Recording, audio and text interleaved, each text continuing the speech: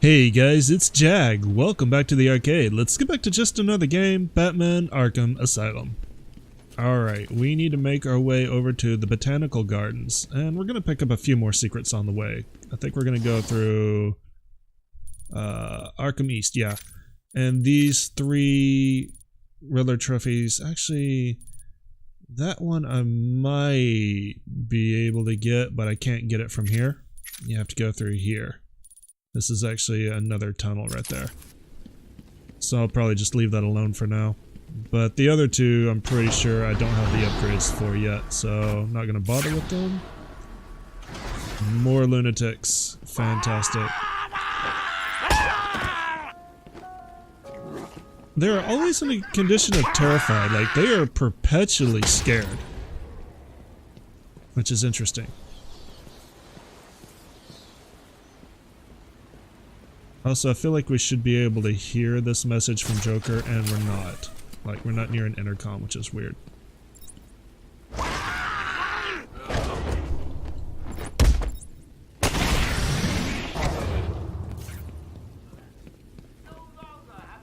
There we go.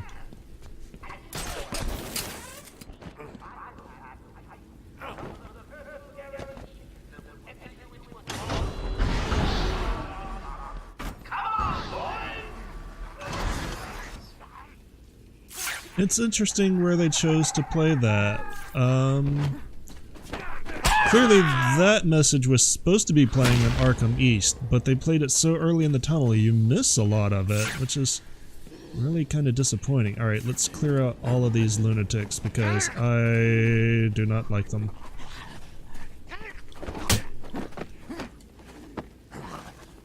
Alright, you fell in a weird place. And now you're gonna get on my back. Oh my god. At least I'm getting better at button press. Batman, knock him out. Batman, knock him out. Batman, knock him out.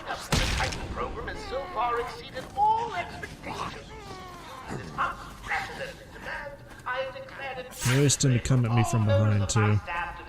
I hear one back there. Where are you? Oh, you're up there.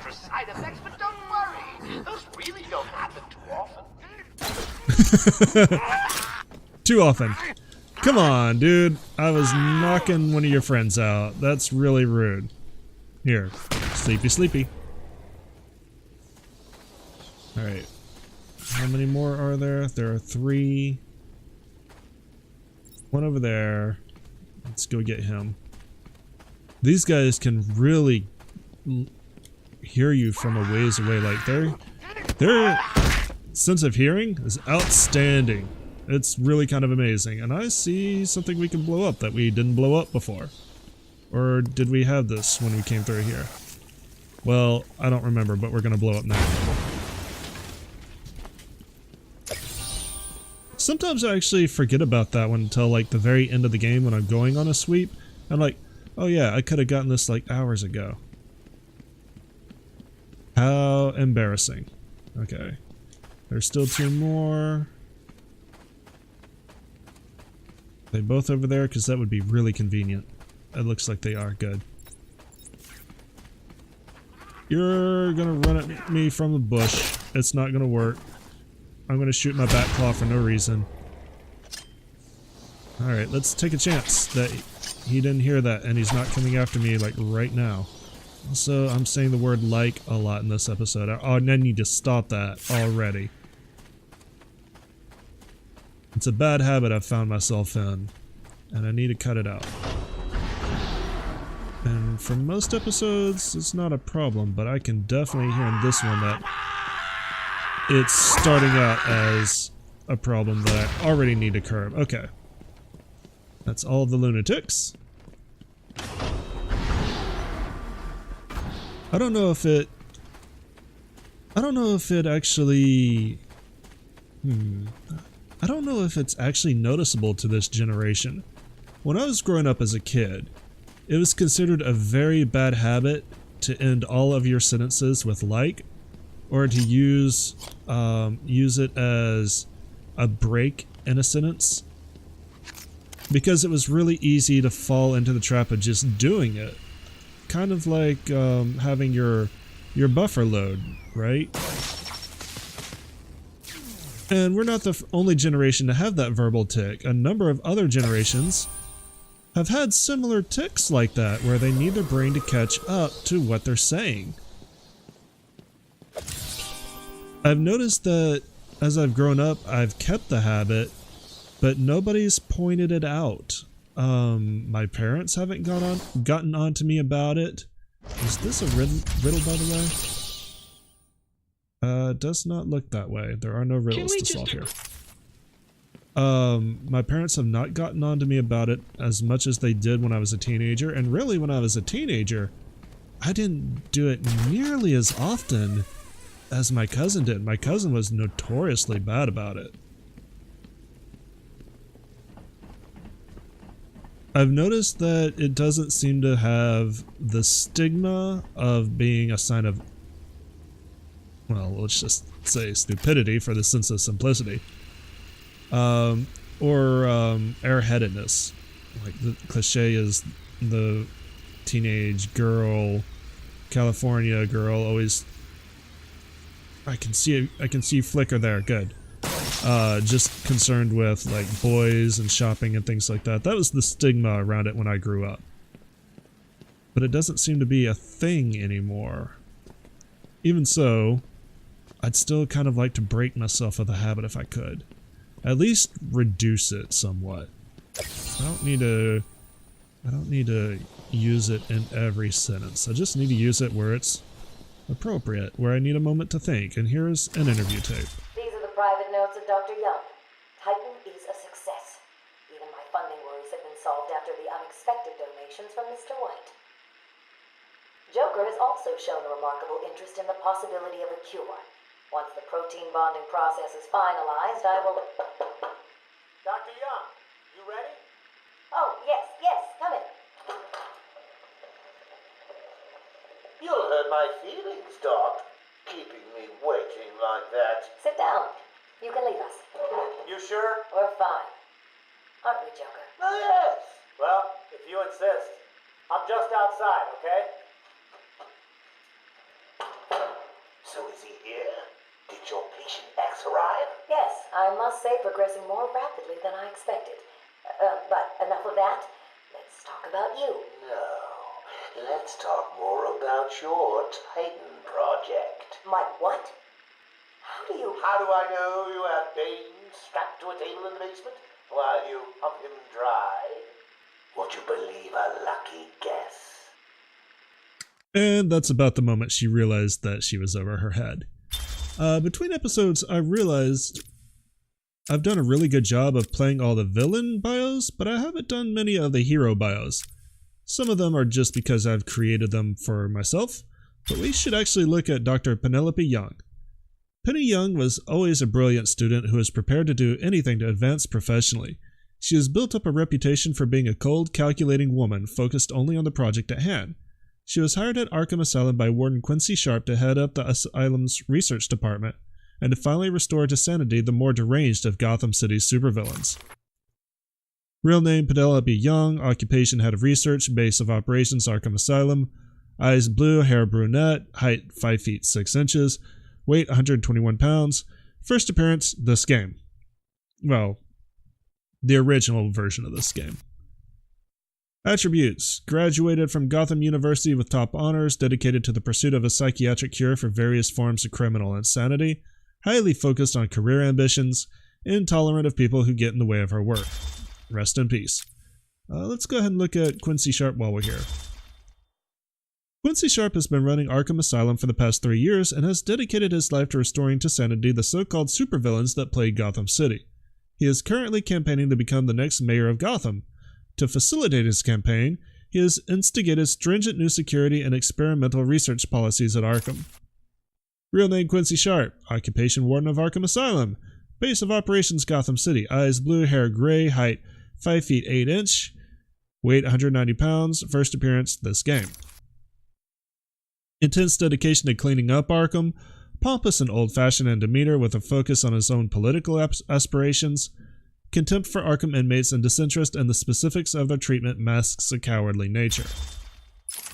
So yeah, he's basically just using Arkham to run for mayor. That's all he really wants. Good, it did take out both sides. I was wondering about that. Alright. I did not pick up the secrets map. No, I did. Okay. There's only 2 left. Maybe we could go ahead and clear these out. I think there's one on the side of the wall that we can access with the explosive gel, right next to the stairs. I didn't realize I'd already forgotten I picked up the secrets map. There it is. Explosive gel, this one.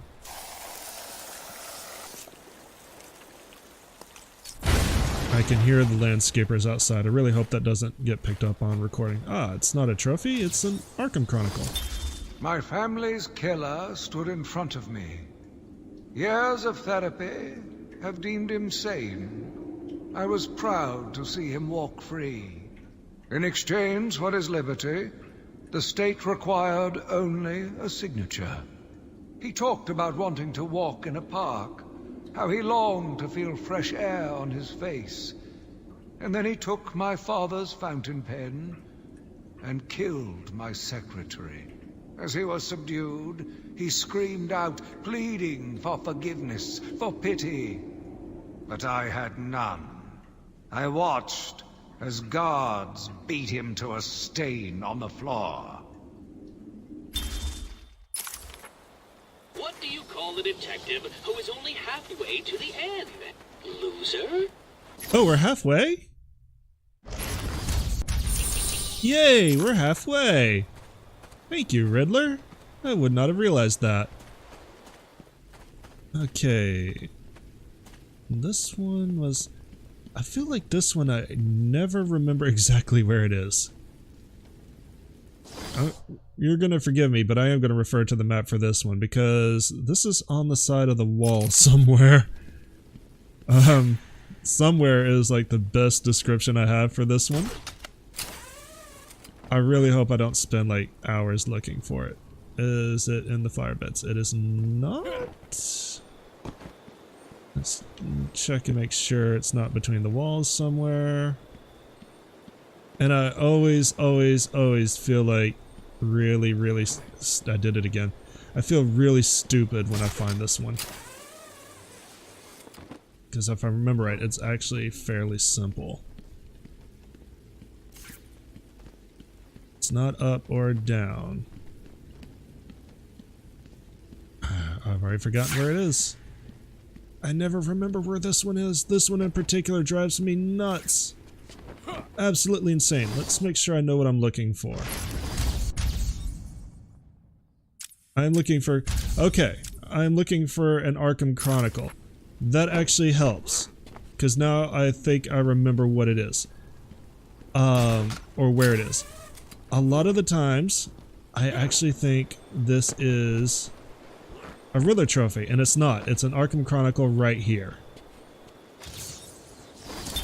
Spring was a turning point, a new beginning, a glorious realization of my true destiny. My family's killer perished in an unfortunate accident. These animals cannot be cured.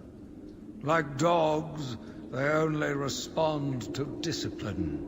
And if that fails, then I was afraid that these accidents would have to continue. So you can see that in the spirit of Arkham, the original, I guess, Amadeus Arkham, probably slipping just a little bit into insanity himself. I believe that there's actually ends up being a discrepancy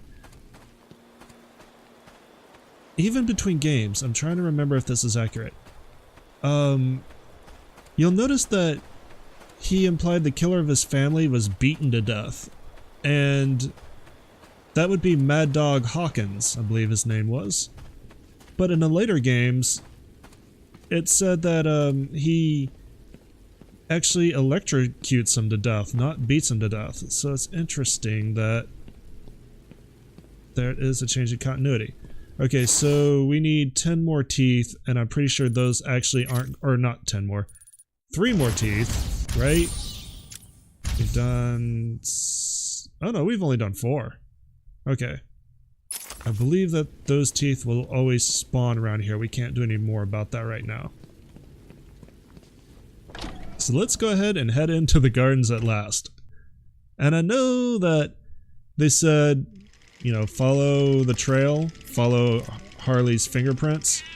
You don't really need to do this. This place is very linear.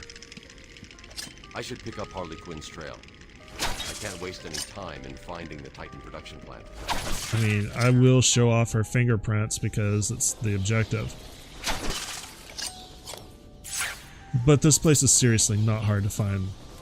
You can only go one way with the upgrades that you have. And let's see here. Is the number up for these guards? Well, there's some guards, and there's some numbers. Let's see if I can get this scanned in. That one's easy.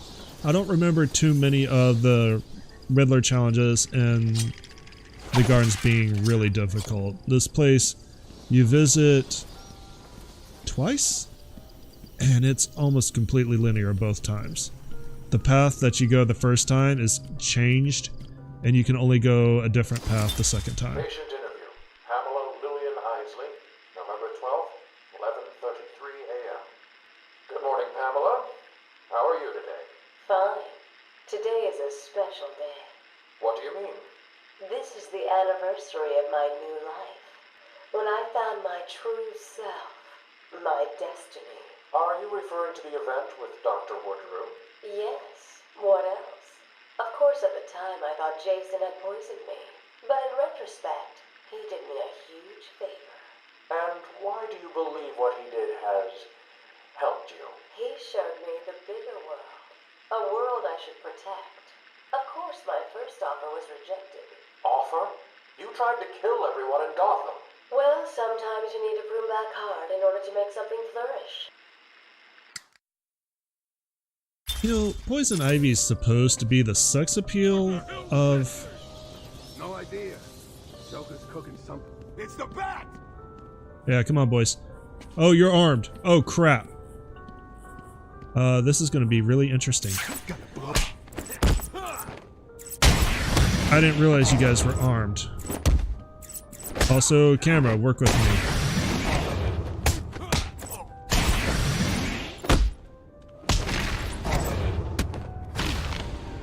Okay, that went much better than I expected. Poison Ivy is always supposed to be like exuding sexuality, and yeah, I have a real thing for redheads, but she's just too creepy. I mean, like, great body, really pretty. I probably would not be able to turn her down in person, but she's just like really creepy. I think it's the hair in this game in particular. I still have like a real problem with how they portrayed hair in this game. Harley's pigtails bothered me. I think that her hair is supposed to be like vines flowing, but it just kind of looks dirty and matted. Poison Ivy, I mean. I believe they wanted to go with a vine, but it, like I said, it just looks like she hasn't washed it in weeks. This is really gross. Okay. Probably want to go down here because I have a feeling there are lots of armored dudes. Alright, let's see how we're going to handle this room. Kind of a unexpected Predator room with no fanfare. And actually, I feel like it's been a while since we've done one of these, right? When was the last Predator room we did? Did we even do one in the penitentiary? I don't remember it. Let's see if I remember how to do these, because they are all coming after me, which means I need to go over here. Can I knock you out while they're all in that area? Sure can. Bye-bye. I found someone over here. really I should use the floor grates more, but they don't go everywhere. Come on, wake up! And I find the gargoyles much more useful. What are we Which gonna really do? throws back to the cartoons. Batman was always on a rooftop or on a gargoyle or something. Very rarely was he sneaking around under the floor to ambush people. We've got 4 more left. 6 is actually kind of a large room. Come to it, boys! Drag that back down with the rest of us crazies! Okay, I can probably take you out safely now. This one's kind of risky, because here they come! Here they come! No. Oh, man. That one was too big of a risk. Okay. I salute my fallen enemy! I love you, Joker. Oh, does he fall? I didn't realize that. I think he falls over. Alright, let's try this again. Actually, I think I'm gonna try to take this one down silently. You know, punch him in the back of the head. That's silent. Who says it's not? Try to mess with us. Oh, can I get to you?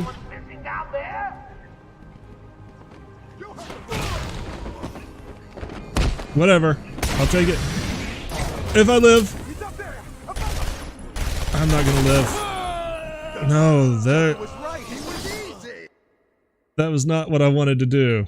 I hit the wrong That button. loser didn't stand a chance! I mean, look at me! I'm not really sure what that one's supposed to mean. I guess he's saying Batman's more of a loser because he couldn't take down Joker, and Joker is a loser? But Joker's not a loser. Joker's awesome. But yeah, I hit the wrong button. I wanted to go for an inverted takedown, and I didn't hang because I was trying to do it too fast. Batman's as good as dead. Batman's taken out one of your crews. Did you even know? That is more of a rare takedown. The ledge takedown you almost never really have the opportunity for. What? Batman's dead! Okay. This room's gonna be a dick, I see. Little bats asleep. That's 3 deaths right there. I should have kept a death counter. I know I died a lot during the Bane fight. Even off screen. Like, that one took a while to adjust to. Y'all didn't see a number of my deaths there. The Harley fight was, like I said, last episode. That went much more smoothly than I was actually expecting it to. You know what? Silent takedown before you turn around. Down on the ground! There's something down there, and I don't like Get up. Come on. Get up. Get up. Get up. Get up and get away. Get away from the target areas. Everyone, on me! Alright, which one are you going for? You're going for that one. This is a much better setup. Damn it, he's up cold. What are we gonna do? Shut up and keep looking. Mhm. Leave him Yeah, that'll help. out and fight that bat.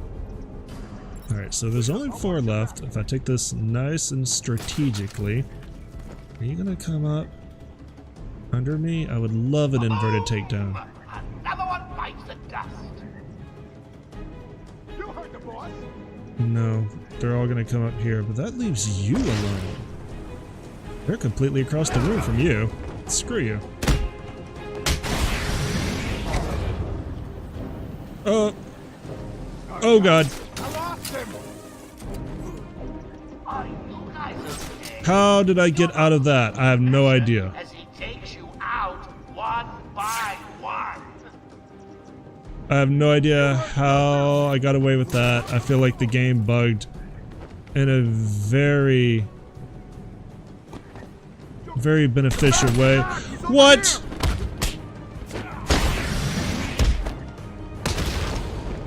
Get out, get out, get out, get out, get out, get out, get out.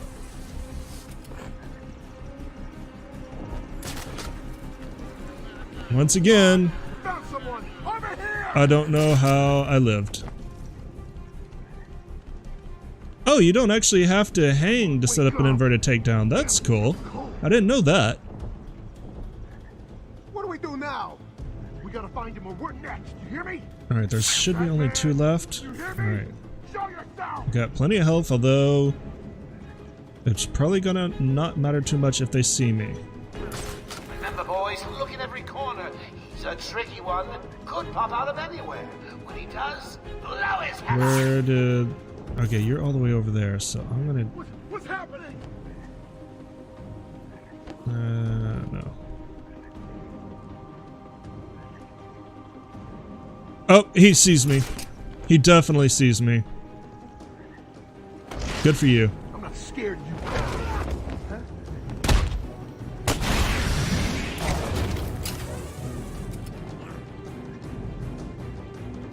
Alright, you're coming up here. I probably should have just inverted. Should have just taken you down with an inverted takedown, but that prompt happened really fast. Can I get it now? No. You're feeling the pressure. Not surprised.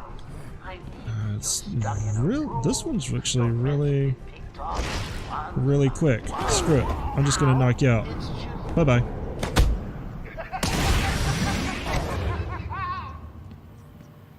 And now it's just me. Okay, there was Riddle when we came in. Is it tea time in Wonderland? Here's a tea set. Or what time is tea time in Wonderland? And we get the character bow for the Mad Hatter. Obsessed from a young age with Lewis Carroll's book Alice's Adventures in Wonderland, Jervis Tetch, an expert hypnotist, embraced a delusion that he was the incarnation of a character in the story, the Mad Hatter. Using his skills for mesmerism, the Mad Hatter has committed many crimes, often themed around the book that inspired him and his love of hats and headgear, going so far as to implant his hats with mind control chips to amplify his hypnosis skills. Above all other headwear, however, he covets Batman's distinctive cowl and will stop at nothing to acquire it. Real name Jervis Tetch, occupation professional criminal, base of operations Gotham City, eyes blue, hair red, height 4 feet 11 inches, weight 115 pounds, first appearance Batman number 49, November 1948. Attributes: master of hypnotism and mind control, obsessed with hats, especially one-of-a-kind items, delusional schizophrenic with a fixation on Alice in Wonderland. Kind of a weird character, if I remember right. He doesn't show up too much in the animated series, but when he did, he was obsessed with Alice, a co-worker who turned him down for dates, and he just kind of went nuts. But I think we're going to call it an episode here, guys. Thanks for coming out and joining me today. As always, I much appreciate it. If you enjoyed what you saw today, leave me that little thumbs up down below. If you're new to the channel and you want to see more of my work, click the subscribe button. I upload at least once every weekday, sometimes twice. And if you have any hints, tips, or tricks, or you want to talk Batman, leave me a comment in the comments section. Once again, thanks for coming out and joining me today, and I hope you guys have a great day. Later.